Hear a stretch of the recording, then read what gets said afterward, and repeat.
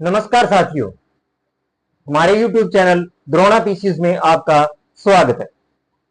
अपना टॉपिक चल रहा था अधिगम, और अधिगम के अंदर अपने थॉर्नडाइक का सिद्धांत पढ़ रहे थे। क्या पढ़ रहे थे? थॉर्नडाइक का सिद्धांत। अधिगम,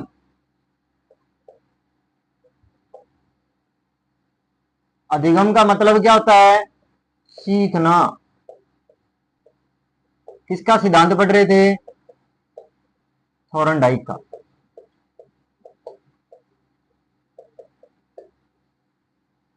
इसके बारे में अपनी चर्चा कर रहे थे।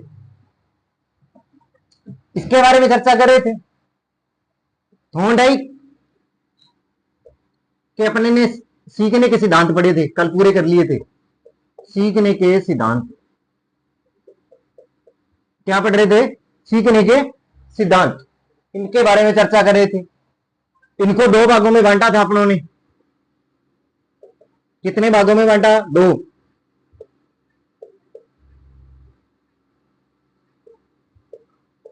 मुख्य नियम और गौण नियम। और गौण नियम, इनके बारे में चर्चा की थी।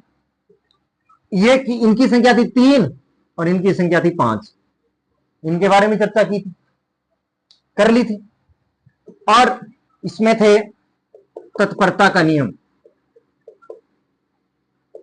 दूसरा था अभ्यास, और तीसरा था प्रभाव। इनके बारे में चर्चा की थी। आगे अगर गौण नियम की बात करूं, बहु प्रतिक्रिया,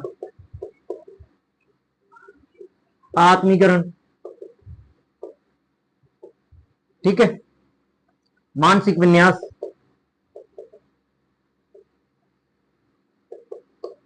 और 4 नंबर था आंशिक।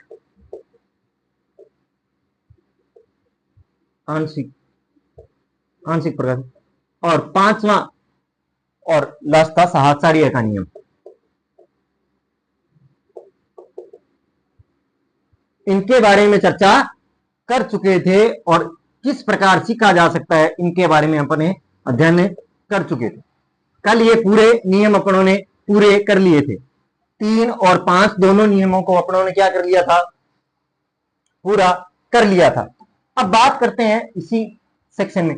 अब देखो, थॉर्नडाइक का जो नियम था, थॉर्नडाइक क्या कहना चाहते थे कि अगर आप बच्चे को सिखाना चाहते हो,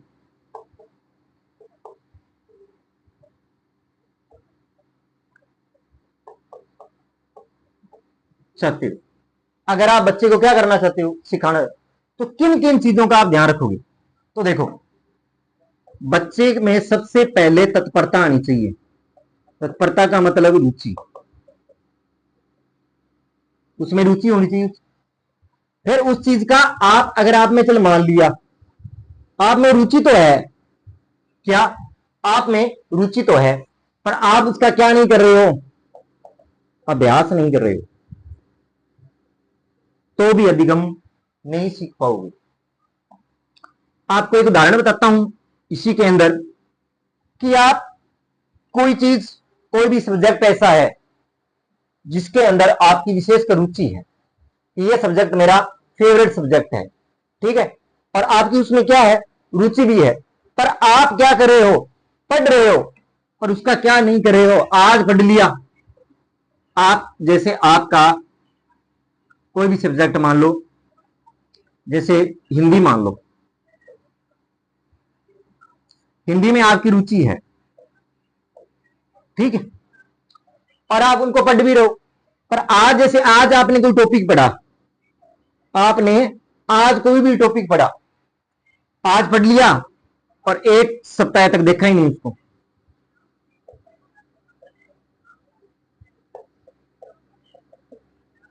एक सप्ताह तक उसको देखा ही नहीं, तो आपके जो आपने पढ़ा है वो आहिस्ता आहिस्ता क्या होता जाएगा? धुंधला होता जाएगा।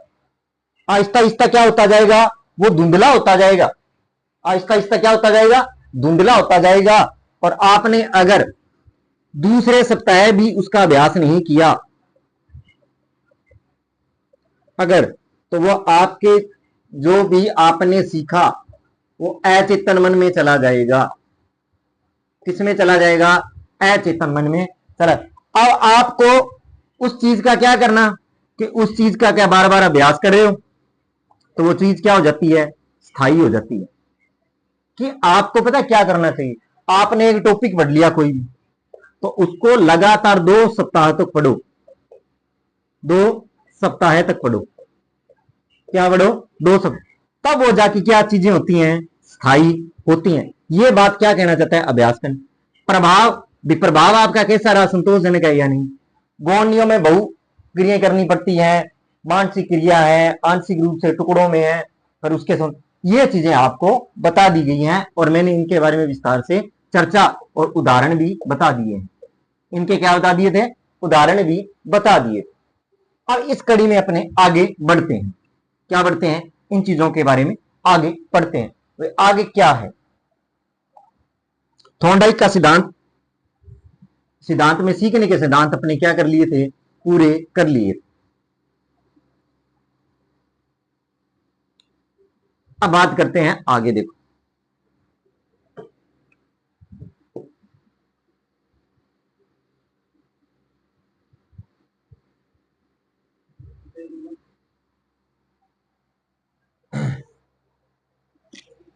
अब देखो आगे कि अधिगम के लिए कुछ बातें,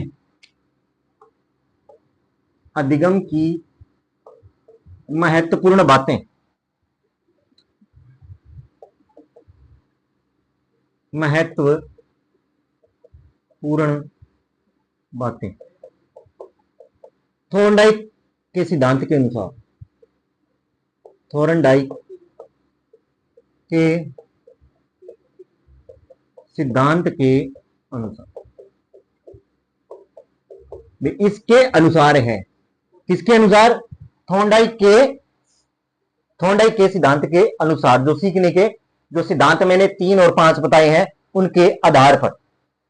अब देखो क्या कहना चाहता है कि अधिगम, क्या अधिगम में प्रोत्साहन, क्या प्रोत्साहन देकर वृद्धि की जा सकती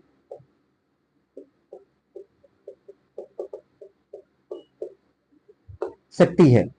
आप उसका अगर कॉन्फिडेंस बढ़ा दोगे, कहां ये कार्य तुम कर सकते हो, कोई बात नहीं, बार बार प्रयास करो। जैसे थॉर्नडाइक के जो नियम था उसको क्या कहते हैं?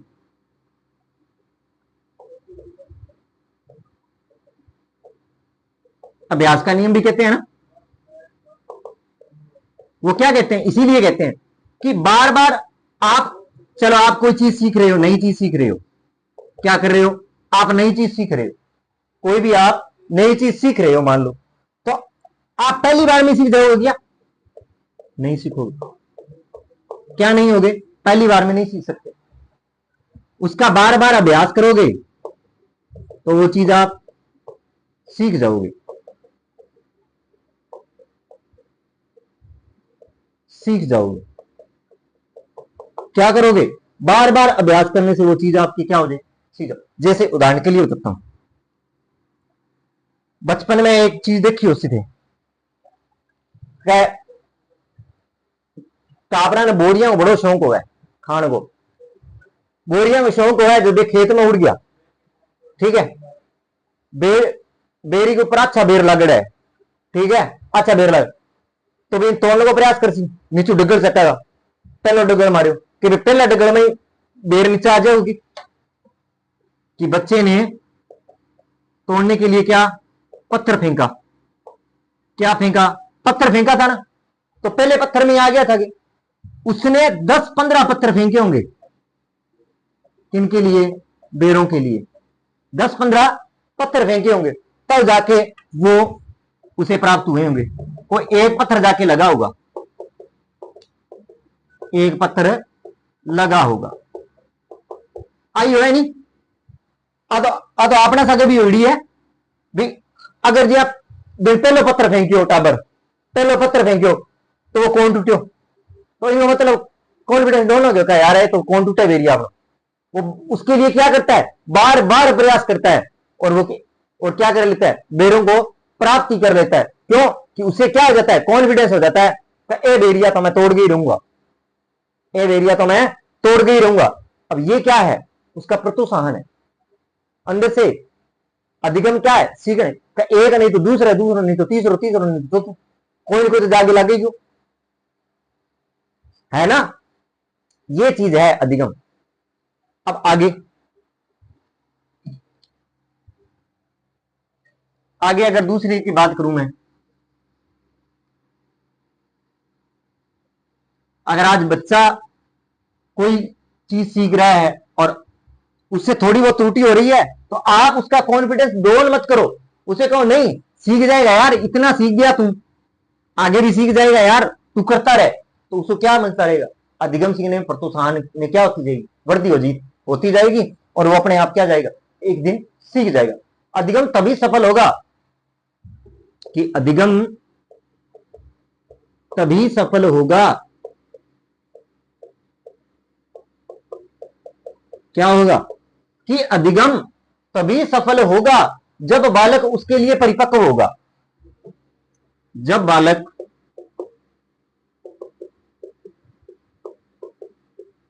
उसके लिए परिपक्व होगा।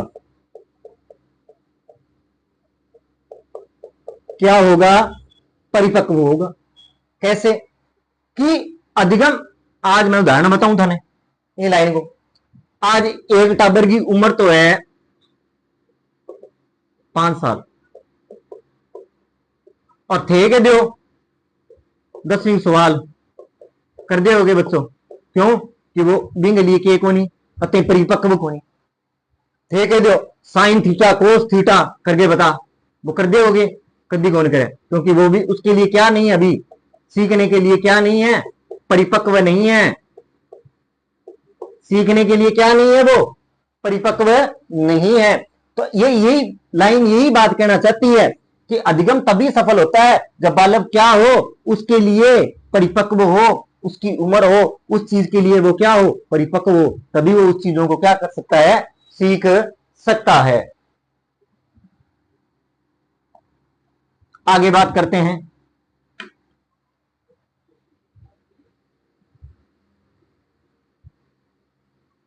आगे तीसरी बात करते हैं। आगे का टॉपिक क्या कहना चाहता है, ये सिद्धांत आगे क्या कहना है कि अधिगम की प्रक्रिया के अंतर्गत, अधिगम के जो अधिगम है, अधिगम की प्रक्रिया के अंतर्गत, अधिगम की प्रक्रिया के अंतर्गत, प्रक्रिया के अधिगम की प्रक्रिया के अंतर्गत अनुभवों द्वारा, अनुभवों अनुभवों द्वारा क्या है, अनुभवों द्वारा बालक के व्यवहार में, बालक के व्यवहार में, बालक के व्यवहार में क्या हो जाएगा, परिवर्तन होगा, यानी बालक के व्यवहार में अपेक्षाकृत, अपेक्षाकृत स्थायी परिवर्तन हो जाएगा, स्थायी परिवर्तन हो जाएगा। क्या हो जाएगा, स्थायी परिवर्तन हो जाएगा। देखो इसमें कि आज मैं लाइट का उदाहरण देता हूं, आप लाइट की दुकान पे लग गए काम सीखने के लिए, आप क्या हो गए, लाइट का काम सीखने के लिए कहां चले गए, लाइट वाली दुकान पर चले गए और कहता है कि मेरे को काम सीखना है, आपने आपके पास प्रेस आई, आपको आज तो ऐसे ही पता नहीं है कि इसके पेज कहां कहां है, कहने का मतलब प्रेस के पेज कहां है, आहिस्ता आहिस्ता क्या करोगे, आपको अनुभव किसका होगा, पेज का अनुभव होगा, फिर उसमें आप कनेक्शन देखोगे, फिर आपको आहिस्ता आहिस्ता कनेक्शन, फिर उसके बाद में उसका पत्ता होता है, उसका पत्ता देखोगे जला है या नहीं, उसके बारे में आहिस्ता आहिस्ता उसका अनुभव हो जाएगा, और आहिस्ता आहिस्ता क्या करने लग जाओगे, आप उस कार्य को स्थायी रूप से सीख जाओगे। क्या हो जाओगे, आप उस चीज को स्थायी रूप से क्या जाओगे, सीख जाओगे। आप उसी चीज को क्या कर जाओगे कि स्थायी रूप से आप उस चीज को सीख जाओगे। अपेक्षाकृत क्या है उसमें, और एक दिन होगा कि आपके पास दुकान पर अगर प्रेस ठीक करने के लिए ही है तो आप दवा पेज खोलोगे, चेक करोगे भी पत्ता सही है या गलत है, या उसमें कोई और करा दिया दवा दब, अगर पत्ता है पत्ता निकाला, दवा दब सेट किया और चला दिया और कंफर्म। अब वो क्या हो गया, उसमें स्थायी परिवर्तन हो गया, क्योंकि आहिस्ता आहिस्ता उसने क्या किया, उस चीज का क्या किया है, अनुभव किया है। क्या किया है, आहिस्ता आहिस्ता उस चीजों का क्या किया उसने, अनुभव किया है। और अनुभव करते करते एक दिन उसमें क्या हो गया, स्थायी परिवर्तन हो गया। कहने का मतलब वो प्रेस डैश, जैसे आज मैं किसी लाइट की दुकान पर चला गया प्रेस करने, वो साथ साथ में प्रेस सही करता रहेगा, साथ साथ में मेरे से बातें भी करता रहेगा और प्रेस को भी सही कर दे। क्यों कि वो चीज उसके लिए क्या होगी, बिल्कुल स्थायी हो चुकी है, उसे कहीं भी कोई दिक्कत नहीं है। क्यों कि उसने उस चीज का बहुत अनुभव कर लिया है, उस चीज का क्या कर लिया है, बहुत ज्यादा अनुभव कर लिया है। अब उसका वो परिवर्तन कैसा हो गया, बिल्कुल स्थायी हो गया। उसने बिल्कुल उस चीजों को सीख लिया है कि प्रेस को सही करना कैसे है, उस चीजों के बारे में उसने पूरी तरह सीख लिया है। तो ये लाइन ये बात कहना चाहती है कि अधिगम क्रिया अंदर अनुभवों के द्वारा बालक व्यवहार में क्या कर सकता है, स्थायी परिवर्तन कर सकता है। बात समझ में आई। ये तीन चीजें आपको ध्यान में रखनी है, और ये किसके सिद्धांत में है, थॉर्नडाइक के सिद्धांत में। थॉर्नडाइक ये बात कहना चाहता है अपने सिद्धांत में। अगर आपसे ये लाइनें देकर पूछ लिया जाए ये किस सिद्धांत में है, तो आपका कौन सा होगा, संबंधवाद या उद्दीपन अनुक्रिया के सिद्धांत।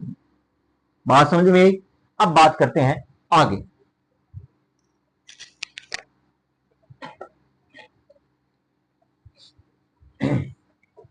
अब देखते हैं आगे।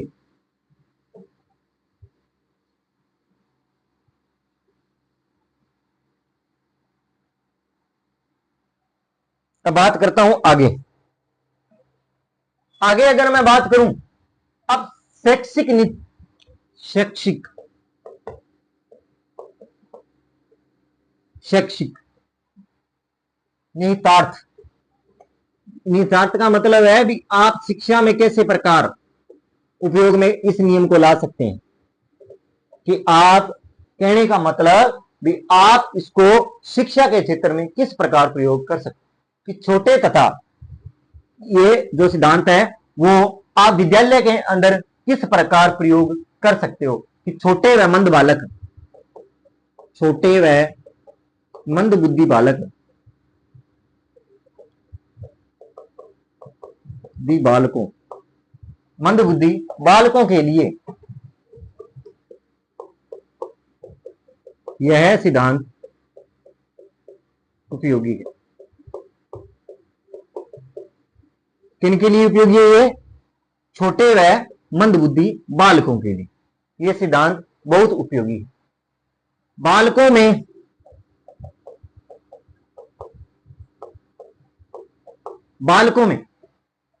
परिश्रम के प्रति,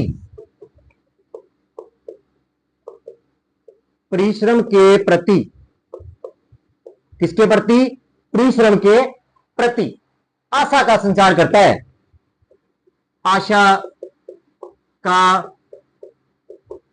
संचार करता है। किसका, आशा का संचार करता है।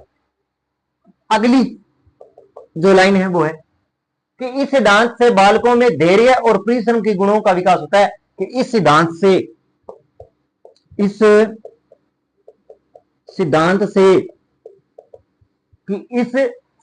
से बालकों में धैर्य,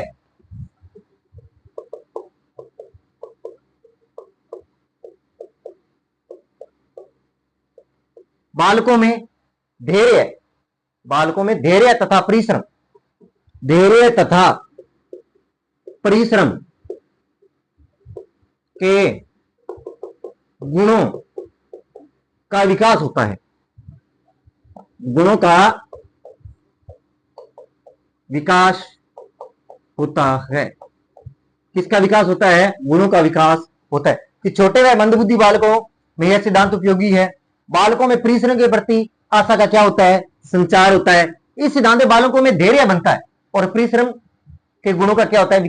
विकास होता है। कि एक बार नहीं तो बार बार करने से, प्रयास से क्या है, अपने उस चीज को सीख सकते हैं और बच्चा क्या करने लग जाता है? परिश्रम करने लग जाता है। क्या करने लग जाता है?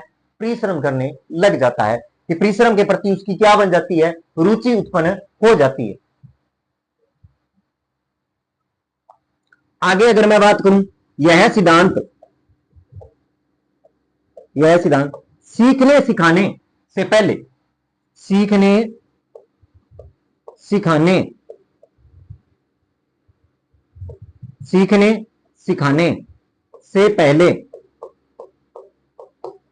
क्या कहना चाहता है? कि यह सिद्धांत सीखने सिखाने से पहले, क्या यह सिद्धांत सीखने या सिखाने से पहले प्राणी के मानसिक रूप से, प्राणी के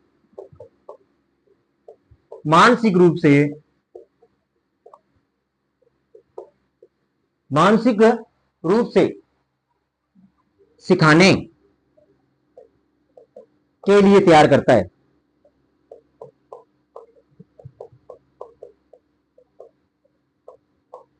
तैयार करता है। कि वो प्राणी को सीखने सिखाने से पहले उसको मानसिक रूप से सीखने के लिए तैयार करता है। कि पहले उसमें क्या करता है? सीखने के प्रति, उन सीखने के जो प्रति है उसकी पहले रुचि उत्पन्न करता है। क्या करता है? पहले उनमें सीखने के प्रति क्या करता है? रुचि उत्पन्न करता है। कि वो उदाहरण जो मैंने एक वीडियो में डाला है कि आप पहले दिन जब बच्चा आता है, ऐसे मान लो, तो आप उन पर चीजों को थोपो मत कि स्लेट निकाल, बर्ता निकाल, चुपचाप बैठ जा, अनुशासन में रहना है, शोर नहीं करना है, उसके साथ बोलना नहीं है, जो मैंने बोर्ड पर लिखा है उनको नहीं। उसे पहले सीखने में क्या करो? रुचि उत्पन्न करो। क्योंकि बच्चा हमेशा सबसे ज्यादा रुचि खेल में लेता है।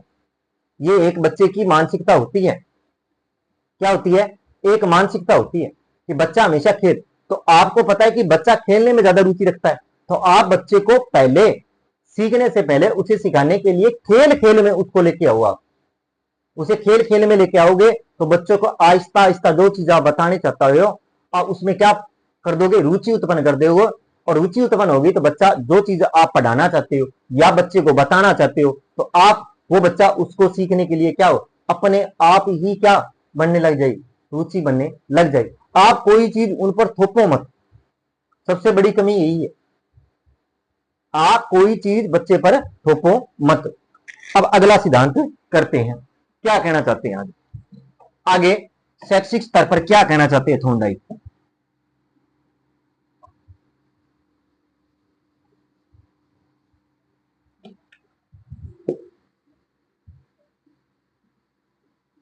क्या कहना चाहते हैं? देखो, अगर मैं बात करूं आगे कि यह सिद्धांत करके सीखने के सिद्धांत पर बल देता है।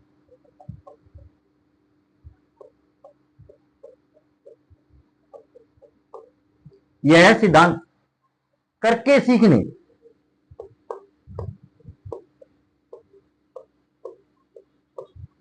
के सिद्धांत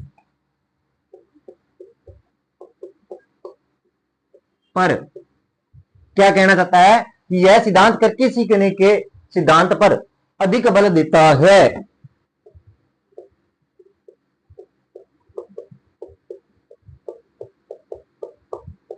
क्या देता है? अधिक बल देता है। कि यह सिद्धांत किस पे? करके सीखने पर। यह प्रश्न आ चुका है, ध्यान रखना, ये वेरी इंपॉर्टेंट है। ये प्रश्न पूछा है कि कौन सा सिद्धांत करके सीखने के सिद्धांत पर अधिक बल देता है? तो कौन सा सिद्धांत देता है? थॉर्नडाइक का संबंधवाद या उद्दीपन अनुक्रिया का सिद्धांत।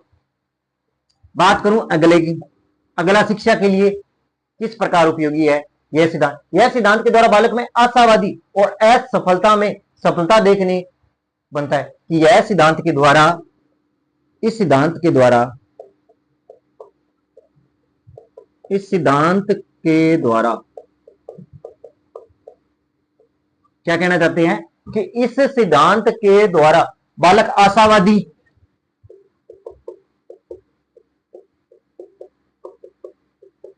आशावादी बालक आशावादी और असफलता,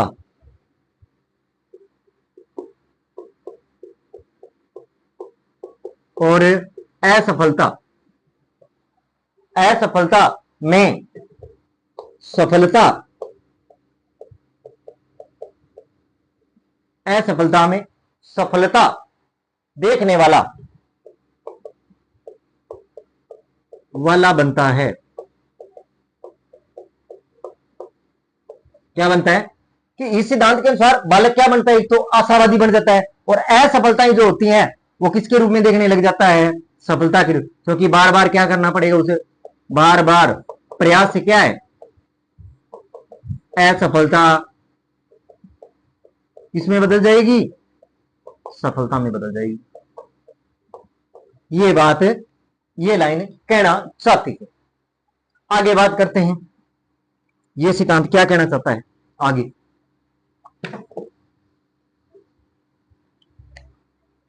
अगला देखो आप, अगले की अगर मैं बात करूं, अगला ये बात कहना चाहता है, अगली लाइन शिक्षा के लिए ये बात कहना चाहता है, थोंडाई का जो सिद्धांत है कि आप गलती से प्राप्त तरह तरह के अनुभव, कि यह सिद्धांत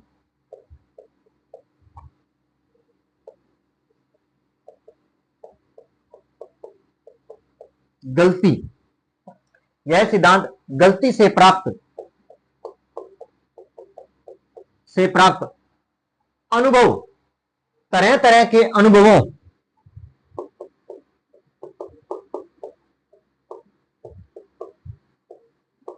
तरह तरह के जो अनुभव हैं, अनुभवों, तरह तरह के जो अनुभव है, अनुभवों का अन्य परिस्थितियों में, अन्य जो परिस्थितियां हैं,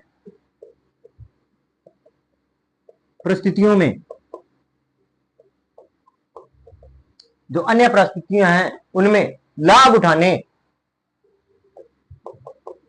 लाभ उठाने, लाभ उठाने के महत्व को बल देता है,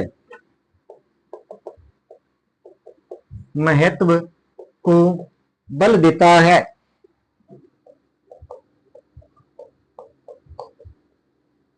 क्या देता है, बल देता है कि यह सिद्धांत गलतियों से प्राप्त तरह तरह के अनुभवों का अन्य परिस्थितियों में लाभ उठाने का क्या करता है, प्रयत्न, कि आपने गलती की, आप बार बार प्रयास कर रहे हो उसको सुधारने के लिए, तो आपको अनुभव तो होंगे ना, ये चीज ऐसे होगी, ये चीज ऐसे होगी, ये चीज ऐसे होगा, ये तो आप अन्य परिस्थितियों में भी उस चीज का क्या कर सकते हो, मैं उस चीज का अभ्यास कर सकते हो, या कहने का मतलब उस चीज को वहां यूज कर सकते हो, ये बात कहना चाहता है।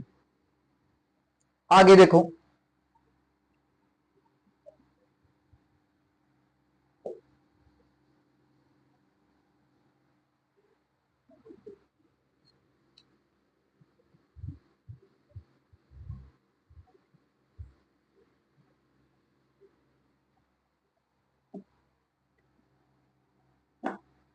अब आप आगे देखो, यह सिद्धांत अभ्यास की क्रिया पर आधारित है,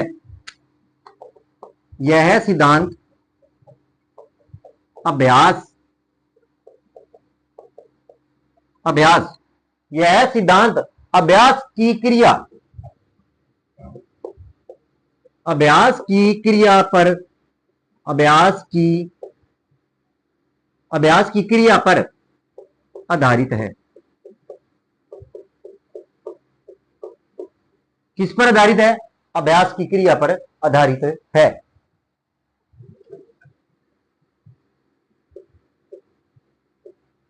आधारित है, किस पर है, अभ्यास की क्रिया पर आधारित है, जिससे सीखा गया कार्य स्थायी बनता है, जो सीखा गया कार्य है, सीखा गया कार्य स्थायी बनता है। क्या बन जाता है, स्थायी बन जाता है। अब बात करते हैं क्रो एंड क्रो पर।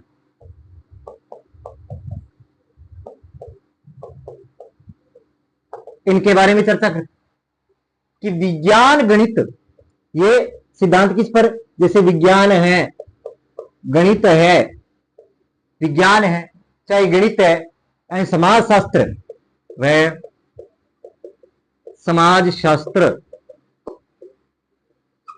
ठीक है, चाहे विज्ञान है, चाहे गणित है, चाहे समाज शास्त्र है, जैसे गंभीर विषय, जैसे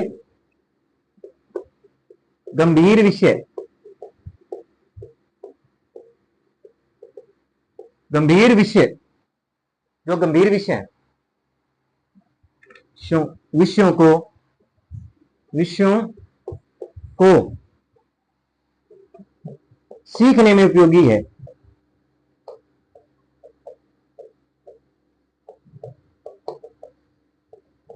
ये बात किसने कही थी? Crow and Crow. ये परिभाषा आ चुकी है, इसका थोड़ा ध्यान रखना इंपॉर्टेंट है। विज्ञान गणित समाज शास्त्र गंभीर विषयों को सीखने के लिए ये सिद्धांत क्या है? उपयोगी है। बात समझ में आई? अब जैसे आपको बता दें, बच्चे का चलना सीखना, बच्चे का चलना सीखना,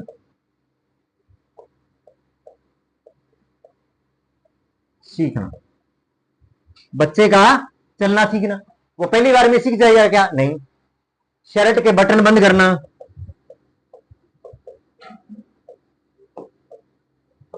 बटन बंद करना,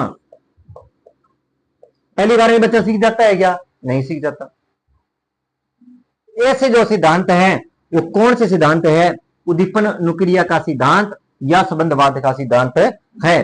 तो आज हमने क्या पढ़ा कि हमने पढ़ा कि जो थॉर्नडाइक का सिद्धांत है अधिगम के लिए कैसे उपयोगी है? सीखने के लिए कि अधिगम में आप अगर बच्चे को कॉन्फिडेंस दिलाते हो, प्रोत्साहन करते हो, तो आप अधिगम में क्या कर सकते हो? वृद्धि कर सकते हो। क्या अधिगम तभी सफल होगा जब बालक उसमें क्या होगा? परिपक्व होगा। जैसे उदाहरण दिया कि 10वीं का आप सवाल दे रहे हो 5वीं के बच्चे को, तो वो उसको कर ही नहीं पाएगा। क्यों? कि वो अभी उसके लिए क्या नहीं है? परिपक्व नहीं है। आगे हमने पढ़ा कि जो अधिगम है, अधिगम की जो प्रक्रिया है वो अनुभवों के द्वारा, कि आप बार बार उसका अनुभव करोगे तो बालक के व्यवहार में कैसा परिवर्तन हो जाएगा? स्थायी परिवर्तन हो जाएगा। कैसा परिवर्तन हो जाएगा? स्थायी परिवर्तन। अब जो थॉर्नडाइक का सिद्धांत है वो आप शिक्षा के क्षेत्र में किस प्रकार उपयोगी है? एक तो जो छोटे बालक हैं और मंदबुद्धि बालकों के लिए यह सिद्धांत उपयोगी है। आप उसमें परिश्रम की आशा का संचार कर सकते हो। बच्चों में क्या है? परिश्रम के प्रति क्या है? आप अधिगम के प्रति क्या है? उसमें कॉन्फिडेंस भर सकते हो। और अगर बालकों में धैर्य और परिश्रम का गुण क्या कर सकते हो? आप विकसित कर सकते हो। कि इसी सिद्धांत में सीखने सिखाने की बजाय पहले प्राणी में मानसिक रूप से आप बच्चे को क्या करो? तैयार करो। किसके लिए? सीखने के लिए। इसमें करके सीखने पर अधिक जोर दिया गया है और इसमें बालक असफलता में भी क्या बना रहता है? आशावादी बना रहता है और वो सोचता है कि एक दिन अपने को क्या मिल जाएगी? सफलता मिल जाएगी। जैसे कर्त कर्तव्यात जड़मत हुई सुजान, वो इसी के लिए कहा गया है। और मैंने बेर का भी उदाहरण दिया था।